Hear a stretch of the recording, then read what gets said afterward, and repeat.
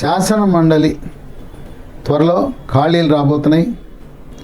ఆశావహులందరూ కూడా వారి వారి ప్రయత్నాలు మొదలుపెట్టారు. ఆంధ్రప్రదేశ్ శాసన మండలి మొత్తం సభ్యుల సంఖ్య 58. 20 మంది శాసనసభ్యుల నుంచి ఎన్నికయ్యే వాళ్ళైతే మరో 20 మంది స్థానిక సంస్థల నుంచి ఎన్నికవుతారు.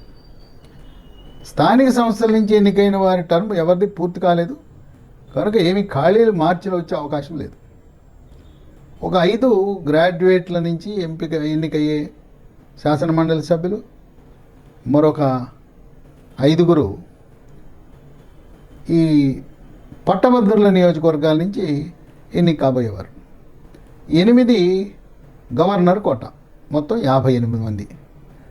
ఈ 58కి గాను పట్టభద్రుల నియోజకవర్గం నుంచి తెలుగుదేశం పార్టీ తరఫున, కూటమి తరఫున కృష్ణా గోదావరి జిల్లాల నుంచి ఆలపాటి రాజేంద్ర ప్రసాద్ మాజీ మంత్రి, ఆయన పట్టభద్రుల నియోజకవర్గం నుంచి పోటీ చేస్తున్నారు. ఆయన అన్ని ఏర్పాట్లు చేశారు. నమోదు కార్యక్రమం, ఓటర్ల నమోదు కార్యక్రమం కూడా బాగా చురుగ్గా చేశారు. ఇక 3 పార్టీలు కలిస్తే ఇంకేముంటుంది. ఆయన గెలుపు దాదాపు తథ్యం. అలాగే ఉభయ గోదావరి జిల్లాల అభ్యర్థి పేరాబత్తుల రాజశేఖర్, ఆయన కూడా విజయం కూడా నల్లేరుపై నడక. ఇప్పుడు మనకి శాసన మండలిలో ఉన్న సభ్యుల సంఖ్య చూస్తే ఎన్డీఏ కూటమి తరపున తెలుగుదేశం పార్టీకి 9 మంది ఉన్నారు, జనసేనకు 10, వైఎస్ఆర్సీపీకి 36 మంది ఉన్నారు, ప్రోగ్రెసివ్ డెమోక్రటిక్ ఫ్రంట్ పీడీఎఫ్ అంటే వీళ్ళు వామపక్ష భావజాలం గలవాళ్ళు, ఇండిపెండెంట్లు 5. ఇక ఇప్పుడు ఖాళీలు చూస్తే ప్రస్తుతం ఉన్న సభలో 5 ఖాళీలు ఉన్నాయి. 4 ఏమో శాసనసభ్యుల నుంచి ఎన్నిక కావలసిన 20లో 4, గవర్నర్ కోటాలో 1, 5 ఖాళీలు ఉన్నాయి. ఇంకో విశేషం ఏంటంటే వైఎస్ఆర్సీపీ పార్టీ తరఫున శాసన మండలిలో ప్రవేశించిన 4 రాజీనామాలు చేశారు.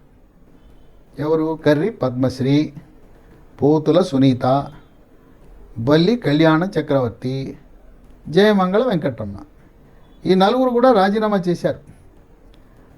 వీళ్ళు రాజీనామా చేసిన వాళ్ళ సీటుని మళ్ళీ వాళ్ళే పొందుతారు. ఎందుకంటే వైఎస్ఆర్సీపీ పార్టీ తరఫున కొనసాగటం ఇష్టం లేక వాళ్ళు ఎన్డీఏ కూటమి తరఫున శాసన మండలిలో ప్రవేశిస్తారు. అప్పుడు ఏంటంటే వాళ్ళపై అనర్హత వేటు పడదు. జయమంగళ వెంకటరమణ జనసేన పార్టీ తరఫున మళ్ళీ శాసన మండలిలో ప్రవేశించే అవకాశాలు అధికంగా ఉన్నాయని ఊహాగానాలు ఉన్నాయి. ఈ స్పీకరు ఆయన మోషేన్ రాజు, ఆయన జగన్మోహన్ రెడ్డి మనిషి. అప్పుడు గతంలో ఆ శాసన మండలి చైర్మన్ షరీఫ్ ఏ విధంగా ప్రవర్తించాడో ఈ మోషేన్ రాజు ఈ 4 రాజీనామా చేసినా వాళ్ళ యొక్క రాజీనామా పత్రాలను అంగీకరించట్లేదు, వాళ్ళు ఖాళీలు ఉన్నట్టు ప్రకటించడం లేదు. ఇక ఆయనపై ఒత్తిడి తేవటమా, లేదు హైకోర్టుకి వెళ్ళి వీళ్ళు కావలసిన శాసన మండలి ఫార్మాట్లో ఇచ్చినా కూడా రాజీనామా ఆమోదించడం.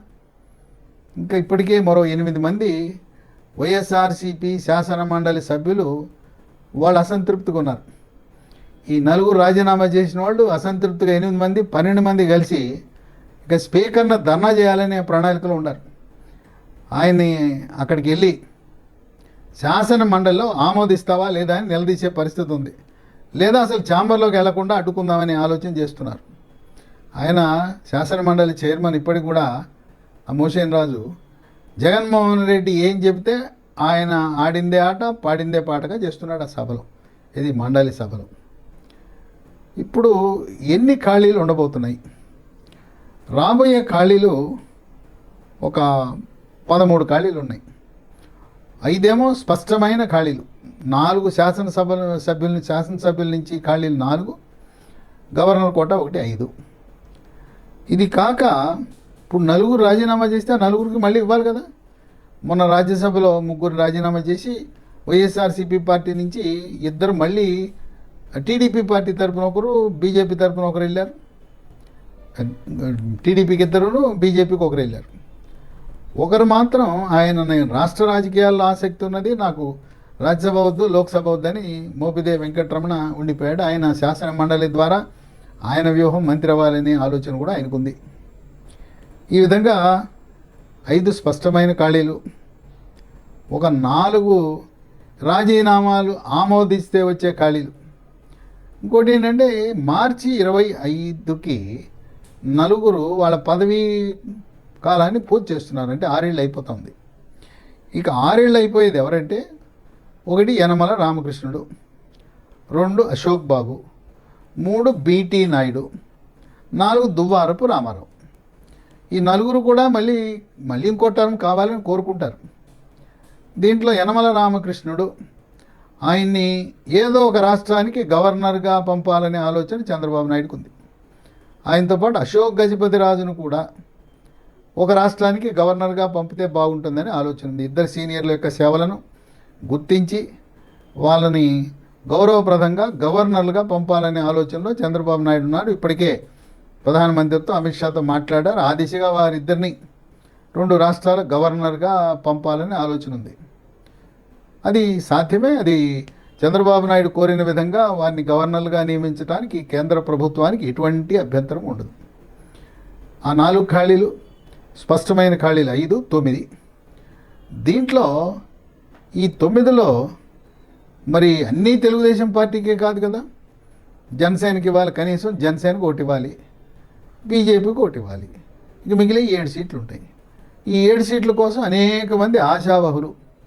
ఈ ఆశావహులు 2 కేటగిరీలో ఉన్నారు. తమ శాసన సభ్యత్వాన్ని పణంగా పెట్టి వేరే వాళ్ళకి ఇచ్చి, వేరే వాళ్ళంటే సొంత పార్టీలో వేరే వాళ్ళకి ఇచ్చిన వాళ్ళు కొంతమంది అయితే, పొత్తులో భాగంగా జనసేనకు బీజేపీకి ఇవ్వటం వల్ల సీటు కోల్పోయిన వాళ్ళు ఉన్నారు. ఆ విధంగా త్యాగం చేసిన వాళ్ళు మొదటి ప్రాధాన్యతలో ఉంటారు. ఇక 2వ ప్రాధాన్యతలో అప్పుడు షరీఫ్ చైర్మన్గా ఉన్నప్పుడు, జగన్మోహన్ రెడ్డి ముఖ్యమంత్రిగా ఉన్నప్పుడు శాసన మండలిలో తెలుగుదేశం సభ్యుల సంఖ్య అధికంగా ఉండేది.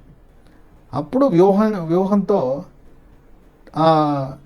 ఈ 3 రాజధానుల బిల్లు పాస్ కాకుండా అడ్డుకుంటంలో శాసన మండలిలో వ్యూహాత్మకంగా పనిచేసిన వాళ్ళు ఉన్నారు. ఈ 2 కాకుండా చాలామంది పెద్ద పెద్ద సీనియర్ నాయకులు ఆశలు పెట్టుకున్నారు శాసన మండలి సభ్యత్వం కొరకు. ఒకసారి మనం ఎవరెవరు ఆశిస్తున్నారనేది పరిశీలిస్తే దాదాపు 30 మంది ఈ జాబితాలో మనకు కనపడతారు. ఈ 30 మందిలో రేపు చంద్రబాబు నాయుడు కులం, ప్రాంతం ఇవన్నీ చూసి ఆయన ఖాళీ అయ్యే ఆ 9లో 7 మందికి అవకాశం కల్పించవచ్చు. ఇప్పుడు అయిపోతే ఇక మళ్ళీ 2 ఏళ్ల తర్వాత వస్తుంది. అంటే 27లో మళ్ళీ కొన్ని ఖాళీలు వస్తాయి. ఆ 27లో రాజ్యసభ సీట్లు కూడా ఒక 2 ఖాళీ అయ్యే అవకాశం ఉంది. ఆ విధంగా ఈ ఆశావహుల జాబితా చాంతాడంత జాబితా ఉంది. వాళ్ళందరూ కూడా పార్టీ కోసం విశేషమైన కృషి చేసి మరి వాళ్ళంతా త్యాగం చేసిన వ్యక్తులే. 1 పిఠాపురం వర్మ, ఆయన సీట్ని జనసేనకి త్యాగం చేసి ఈ రోజున పవర్ స్టార్ పవన్ కళ్యాణ్ ఆయన ఆ స్థానంలో గెలిచి ఉప ముఖ్యమంత్రి అయ్యాడు.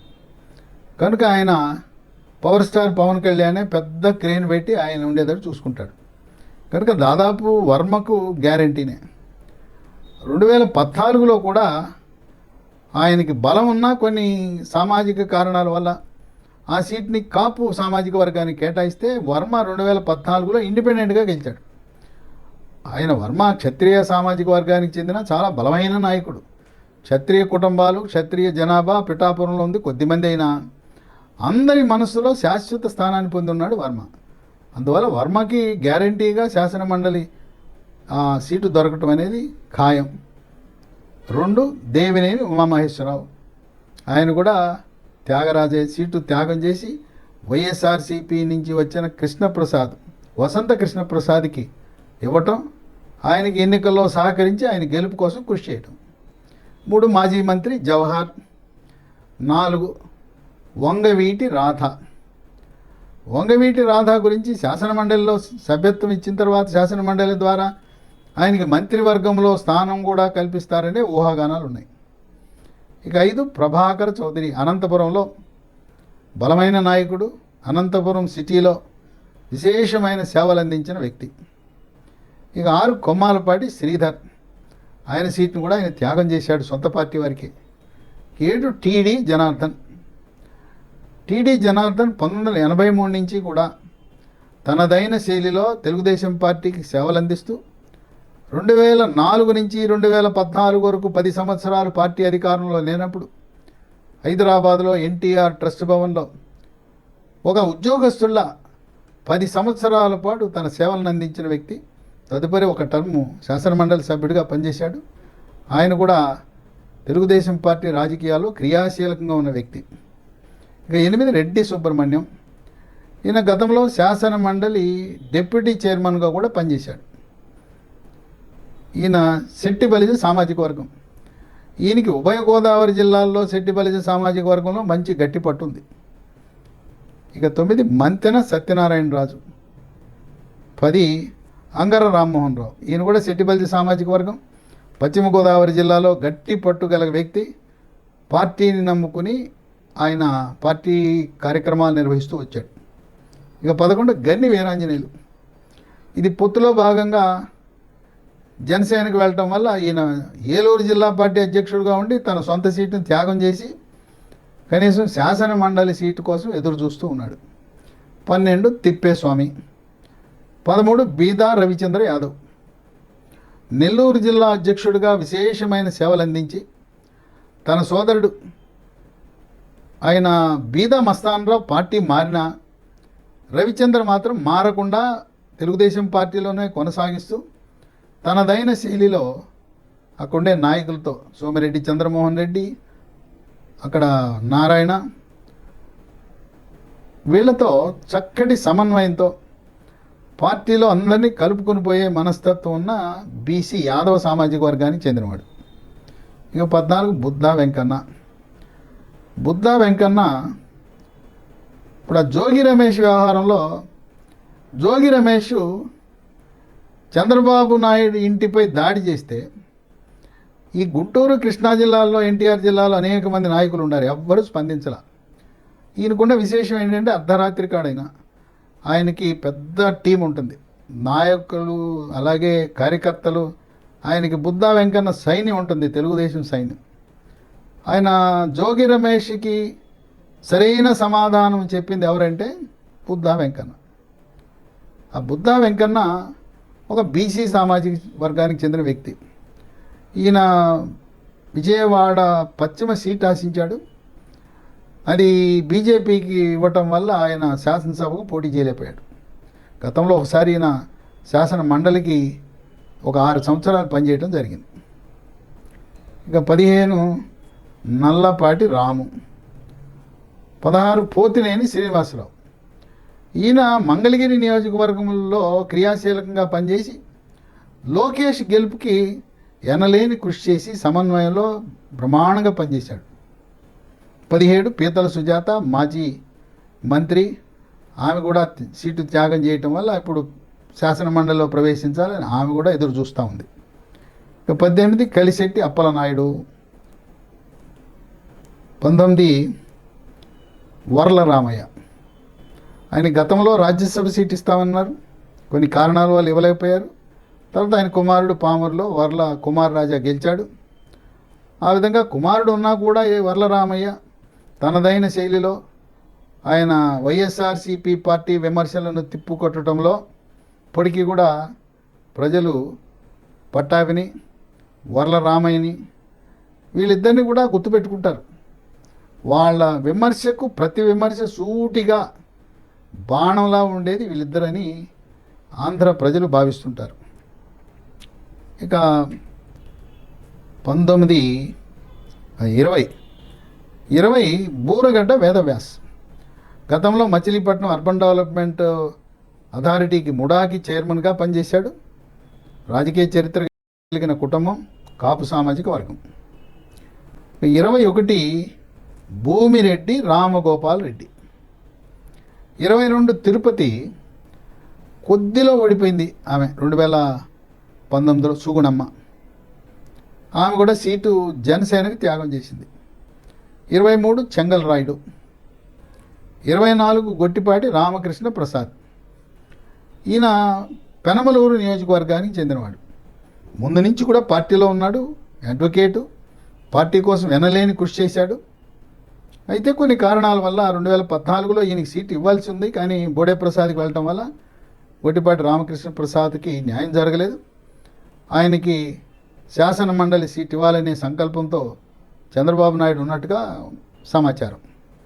25 నాగుల మీరా, ఈయన విజయవాడ వెస్ట్, విజయవాడ పశ్చిమ నియోజకవర్గంలో బీజేపీకి ఇచ్చిన, అక్కడ సుజనా చౌదరితో చక్కటి సమన్వయంతో ఎన్నికల ముందు ఎన్నికల తరువాత పార్టీని సమన్వయపరచడంలో ఆయన చక్కటి వ్యవహార శైలి, సౌమ్యుడు, నీతివంతుడు, నిజాయితీపరుడు. ఇంతకుముందు పోలీస్ హౌసింగ్ కార్పొరేషన్ చైర్మన్గా చక్కగా విధులు నిర్వర్తించిన వ్యక్తి. ఆయన ఒక కార్పొరేషన్ చైర్మన్ కానీ లేదా ఎమ్మెల్సీ కావాలని కోరుకోవడం సహజం. ఇక 26 మోపిదేవి వెంకటరమణ. మోపిదేవి వెంకటరమణ ఆయన రాజ్యసభకు వెళ్లకుండా రాష్ట్రంలోనే ఉంటాను, ఆయన శాసన మండలిలో ప్రవేశించి ఈయన మత్స్యకార సామాజిక వర్గాన్ని, అగ్రికుల క్షత్రియ సామాజిక వర్గానికి చెందినవాడు. రేపల్లెలో ఏమన్నా సత్యప్రసాద్ని తప్పించి ఈయనకి మోపిదేవి వెంకటరమణకి ఏమన్నా క్యాబినెట్లో స్థానం కల్పిస్తారా అనే వార్తలు కూడా విస్తృతంగా వెలువడుతున్నాయి. ఆయన సౌమ్యుడు, పార్టీకి ఏ పార్టీలో ఉంటే ఆ పార్టీకి విధేయుడుగా ఉంటాడు. 27 విష్ణువర్ధన్ రెడ్డి, 28 కలమట వెంకటరమణ, 29 మాండ్ర శివానందరెడ్డి. ఈ విధంగా ఈ జాబితా చూస్తుంటే 29 మంది ఉన్నారు. సరే, మార్చి 25న పదవీ కాలం పూర్తి చేసే నలుగురిలో యనమల్ని గవర్నర్గా పంపిన అశోక్ బాబు, మరి ఆయన ఉద్యోగ సంఘాల నాయకుడు. తర్వాత పార్టీ కష్టకాలంలో 2019 నుంచి 24 వరకు చాలా కృషి చేశాడు. చంద్రబాబు నాయుడు పట్ల అపారమైన అభిమానం, విశ్వాసం గల వ్యక్తి, కాపు సామాజిక వర్గం. కనుక ఆయనకి మళ్ళీ ఇంకొక టర్మ్ ఇవ్వాలా అనేది కూడా ఆలోచనలోకి వస్తుంది. బీటీ నాయుడు, ఆయన కర్నూలు జిల్లా, ఈయన వెనుకబడిన తరగతులకు చెందినవాడు. దువ్వారపు రామారావు, ఆయన రజక సామాజిక వర్గానికి చెందిన వ్యక్తి. సరే, ఈ టర్ము పూర్తయిన వాళ్ళు మరొక టర్ము కావాలని కోరుకోవటం సహజం. అయితే అశోక్ బాబు విషయంలో మాత్రం చంద్రబాబు నాయుడు, ఎందుకంటే ఆయన ఉద్యోగ సంఘాలు, తర్వాత రిటైర్ అయిన వాళ్ళు, పెన్షనర్లు, వీళ్ళన్నీ కూడా ఉద్యోగ సంఘాల సమన్వయానికి అశోక్ బాబు అవసరం ఉంటుంది. కనుక అశోక్ బాబుని మళ్ళీ కొనసాగించే అవకాశం ఉంది. ఎవరైతే వైఎస్ఆర్సీపీ నలుగురు రాజీనామా చేశారో ఆ నలుగురిని మళ్ళీ వైఎస్ఆర్సీపీ కాకుండా తెలుగుదేశం పార్టీ తరపునో లేదు జనసేన తరపునో కర్రి పద్మశ్రీ, పూతల సునీత, బలి కళ్యాణ్ చక్రవర్తి, జయమంగళ వెంకటరమణ వాళ్ళు శాసన మండలికి వైఎస్ఆర్సీపీ నుంచి రాజీనామా చేసి ఎన్డీఏ కూటమి ముద్రతో మళ్ళీ ప్రవేశించాలనే ఆలోచన ఉంది. వీళ్ళు మళ్ళీ వెళ్ళినా వాళ్ళకి మిగిలిన టర్మ్ ఉంటుంది, కానీ 6 సంవత్సరాలు ఉండదు. శాసన మండలిలో అది 6 సంవత్సరాలు. మధ్యలో 2 ఏళ్ళు 3 ఏళ్ళు అయిపోయిన దాంట్లో వెళ్ళి మనం సభ్యుడిగా ఎంపికైతే ఆ 3 ఏళ్ళే టర్మ్ ఉంటుంది. అయినా ఇది న్యాయం.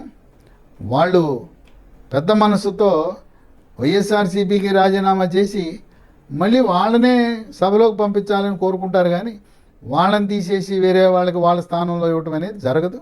ఏ విధంగా రాజ్యసభలో ఇద్దరిని పాత వాళ్ళని పంపించారో మోపిదేవి వెంకటరమణ కూడా బలవంతం లేదు. ఆయనే చెప్పాడు, నాకు అక్కడ ఇష్టం లేదండి, నేను రాష్ట్ర రాజకీయాలకే పరిమితం అవుతామని అడిగిన దనిముల ఆయన్ని ఒప్పించారు. ఆ విధంగా చాంతాడంత లిస్ట్ ఉంది శాసన మండలిలో ఆశావహులు. కొంతమందిని ఈ ఆశావహుల్లో చంద్రబాబు నాయుడు వ్యక్తిగతంగా 1-to-1 మాట్లాడి, ఒంటరిగా వారితో మాట్లాడి కొంతమందిని కార్పొరేషన్ చైర్మన్లుగా ఒప్పించే అవకాశం ఉంది. ఈ కార్పొరేషన్ల వ్యవహారానికి వస్తే ఈసారి మొట్టమొదటగా చాలా త్వరలో నామినేషన్లు అయిపోయినాయి. అంటే 3కి అవకాశం కల్పించవచ్చు. ఇప్పుడు ఉన్న చైర్మన్ అందరి పదవీ కాలం 2 ఏళ్ళు, దాదాపు ఎవరికి 2వ టర్మ్ ఇచ్చే అవకాశం లేదు. సో అంటే ఒక పోస్ట్లో, ఒక చైర్మన్ పోస్ట్లో 3 అవకాశం పొందుతారు. ఎన్నికల ముందు 3వ వ్యక్తి 1 సంవత్సరం పాటు ఉంటుంది. మళ్ళీ ఎలాగో 29 ఎన్నికల్లో కూడా ఎన్డీఏ కూటమే గెలుస్తుంది కనుక ఆ మూడవ వ్యక్తిగా నామినేట్ ఆ పదవిలో అయిన వ్యక్తి ఈ టర్మ్లో 2029 ముందు 1 సంవత్సరం, మళ్ళీ ఎన్నికలైన తర్వాత 29-30 వరకు 1 సంవత్సరం ఉంటుంది. ఆ విధంగా ఒక్క చైర్మన్ పోస్టులో 3ని తృప్తిపరిచే అవకాశం కలుగుతూ ఉంది. అలాగే తిరుమల తిరుపతి ట్రస్ట్ బోర్డు కూడా 3కి అవకాశం ఇచ్చే అవకాశం ఉంది. ఈసారి 4 సార్లు చంద్రబాబు నాయుడు ముఖ్యమంత్రి అయినా ఈసారి మాత్రం నామినేటెడ్ పదవుల విషయంలో చక్కటి ప్రణాళికతో ఉన్నవన్నీ నింపేసి ఒక పదవిలో ముగ్గురిని తృప్తిపరచచ్చు అనే ఆలోచనతో ముందుకు వెళ్ళటం అనేది విశేషం. ఇంతకుముందు 95లో కానీ 99లో కానీ 2014లో కానీ ఇలా కార్పొరేషన్లు వాటిని నామినేటెడ్ పదవులు నింపిన ఆ చరిత్ర లేదు. కనుక ప్రతి ఒక్కరిని తృప్తిపరచాలి. పైగా కొంతమంది సీనియర్లు అయిపోయారు. సరే, వాళ్ళ జీవితంలో ఒకసారి ఏదో ఒక పదవి అనుభవించాలి అనే ఆలోచన ఉండటం సహజం. పైగా ఇప్పుడు వచ్చిన సమస్య ఏంటంటే 3 పార్టీలు. 2014లో పెద్ద సమస్య లేదు. ఇప్పుడు ఏంటంటే ఫార్ములా పెట్టారు. తెలుగుదేశం పార్టీకి 70%, జనసేనకి అయితే 20%, బీజేపీకి అయితే 10%. ఏది జరిగినా అన్నిట్లలో, అది ప్రత్యక్ష ఎన్నికైనా పరోక్ష ఎన్నికైనా, గ్రామమైనా మండలమైనా జిల్లా అయినా నీటి సంఘాలైనా విద్యా సంఘాలైనా విద్యా కమిటీలైనా ఏ కమిటీలైనా కూడా అన్నింటిలో కూడా ఈ ఫార్ములా ప్రకారం 70-20-10 ఫార్ములా ప్రకారం ముందుకు సాగాలి.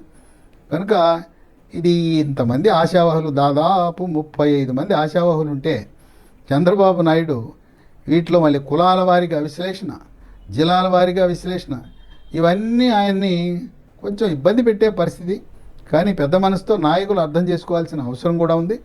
అందరికీ అవకాశాలు వస్తాయి. ఎందుకంటే ఈ ప్రభుత్వం 10 ఏళ్ల ప్రభుత్వం. అంటే ఈ 10 ఏళ్ల ప్రభుత్వం కాలంలో ఈ టర్మ్లో కాకపోయినా 29 లోపల రాకపోయినా ఎవరైతే ఈ 5 ఏళ్లలో పదవిని అనుభవించలేకపోయారో మళ్ళీ ఈ ఎన్డీఏ కూటమి 2వ టర్మ్ అంటే 29లో అలాంటి వారిని చంద్రబాబు నాయుడు పరిశీలించి తప్పకుండా ఇస్తారు. అందరినీ తృప్తిపరచడం, 3 పార్టీలను కలుపుకుని వెళ్ళటమే ధ్యేయంగా ఈ నామినేటెడ్ పదవుల ఎంపిక ప్రక్రియ ముందుకు సాగుతున్నదని విశ్లేషకులు భావిస్తున్నారు.